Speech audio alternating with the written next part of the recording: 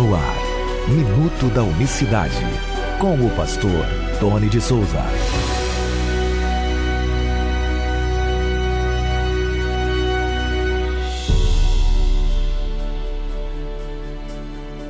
Olá, queridos, graça e paz vos sejam multiplicadas da parte do nosso grande Deus e Salvador Jesus Cristo. Excelente manhã para todos vocês. Que Deus abençoe grandemente sua casa, sua família.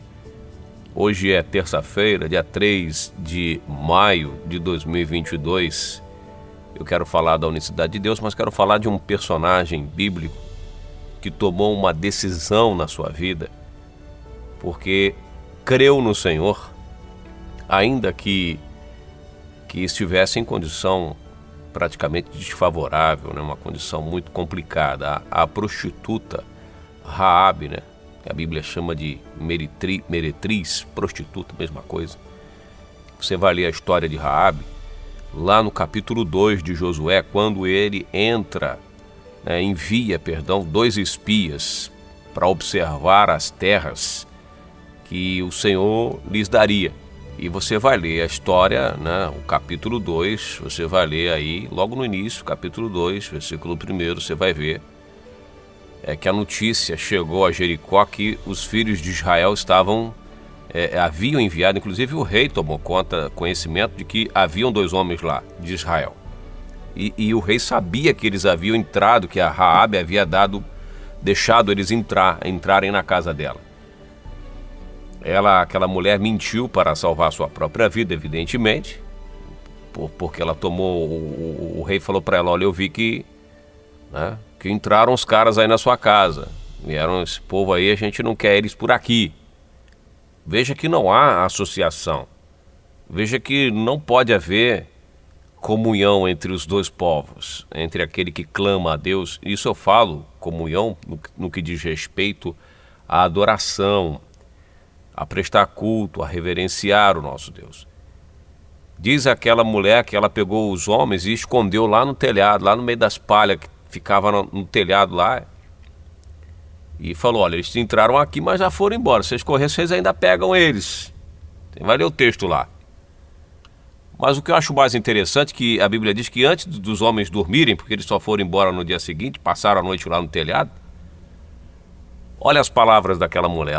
Antes que eles dormissem, diz o verso 8 de Josué, capítulo 2, ela subiu a eles no eirado e disse aos homens, bem sei que o Senhor vosso Deus vos deu, bem sei que o Senhor vos deu esta terra e que o pavor de vós caiu sobre nós e que todos os moradores da terra estão desfalecidos diante de vós. Olha como Deus exalta o seu povo, né? Porque temos ouvido que o Senhor secou as águas do Mar Vermelho diante de vós, quando saías do Egito, e que fizestes aos 2 reis dos amorreus, e a Sion e a Og, que estavam além do Jordão, os quais destruíste. O que ouvindo desfaleceu o nosso coração, e em ninguém há mais ânimo por causa da vossa presença, porque o Senhor vosso Deus é Deus acima nos céus e na terra. Aí ela fala, né? Agora vocês me juram que vocês vão me conservar a minha vida, a vida da minha família. Então aquela mulher, diferente de todos os habitantes de Jericó, que confiavam nas suas fortalezas, no seu rei, né, que confiavam que a cidade era totalmente fortificada, aquela cidade era impenetrável, aquela cidade era indestrutível, indestrutível aos olhos humanos, nada podia destruir aquela fortaleza. Haviam casas que eram construídas em cima daqueles muros, então isso dava ao povo de Jericó muita segurança e muita confiança, diferente dos demais que não contavam com uma muralha tão forte como aquela. Você está prestando atenção no que eu estou dizendo? Mas o cerne dessa mensagem que eu quero falar para você é a atitude dela. Ela confiou. Ela não confiou no que ela via. Ela sabia que, apesar daquela estrutura toda, havia temor naqueles povos, porque se o Deus de Israel secou o Mar Vermelho, abriu o mar para o povo passar, ela entendeu que aquelas muralhas não seriam tão seguras assim diante do Deus de Israel, que podia qualquer coisa. E é o que ela fala para eles. Porque sabemos, porque eu sei, ela diz, ela se converteu a Deus, preste bem atenção, só por ouvir falar no que Deus poderia fazer. de que o Deus dos hebreus era o Deus verdadeiro. Você está entendendo? Ela se converteu e falou, olha, cuida da minha casa, da minha família. Da mesma maneira que eu estou livrando vocês, por favor, quando vocês vierem, o dia que Deus marcou no seu calendário para vocês virem aqui, por favor, olha, minha casa. Aí aquela história toda, ó, põe aí um fio de escarlata, bota um fio vermelho na porta para a gente saber que todo aquele processo, você já sabe que tem uma outra representação, significado bíblico muito importante, o fio de escarlata, mas não é sobre isso que eu quero falar. Eu quero falar que em toda a Bíblia você vai ver histórias assim no meio do povo de Israel, inclusive aos hebreus vai falar dessa mulher. Essa prostituta aqui, ela entra na genealogia de Jesus. Jesus vem dessa mulher. O Senhor Jesus Cristo é descendente dela. Por isso que ele vai dizer lá em Mateus capítulo 2, ele diz assim, ó, todo pecado que vocês falarem acerca do Filho do Homem vos será perdoado. Por causa disso, porque ele vem de uma linhagem humana falando, ele vem de uma descendência complicada, a descendência, né, os ancestrais dele, ó, uma prostituta aí, pai do Senhor. Vai entrar outra mais na frente, gentil também, a Ruth, a Moabita, povo de Moabe, terríveis inimigos de Israel, mas são pessoas que receberam essa honra porque tiveram fé, acreditaram no Deus único e verdadeiro e mudaram a sua forma de adorar, de cultuar, mudaram de Deus, passaram a adorar o Deus verdadeiro que podia realmente fazer todas as coisas. Mudaram, não ficaram aonde, não permaneceram. Ruth saiu da sua parentela. Aquela mulher foi a única sobrevivente com sua família lá de Jericó. Então, quando eles tomaram Jericó, a casa da mulher permaneceu intacta, porque ela construiu a sua casa na rocha, que é Cristo, através da fé.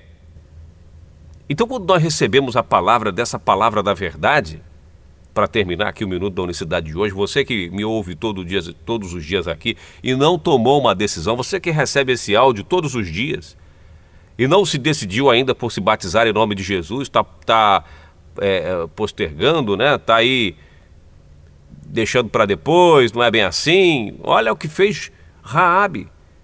Ela tomou uma atitude de fé, ela creu na palavra e deu um passo em direção a esse Deus maravilhoso. Ela não ficou na mesma condição.